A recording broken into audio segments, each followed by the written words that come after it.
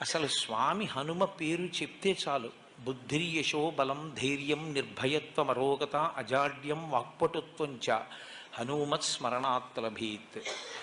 హనుమని స్మరించినంత మాత్రం చేత, హనుమకి నమస్కరించి హనుమని సేవించినంత మాత్రం చేత హనుమ యొక్క గొప్పతనం ఎక్కడుందంటే అజాడ్యం. ఆయనని సేవించినటువంటి వారికి జాడ్యము పోతుంది. జాడ్యము అంటే జడత్వము.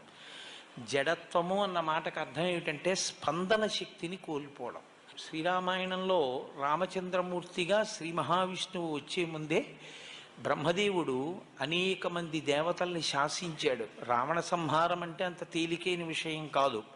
నరవానరముల చేత సంహరింపబడడు కనుక, ఆయన నరవానరముల చేత సంహరింపబడనని వరం అడగలేదు కనుక మీ అందరూ కూడా వానరాంశలలో వెళ్ళండి అన్నాడు. దేవతలందరూ వానరుల యొక్క అంశలలో వచ్చారు.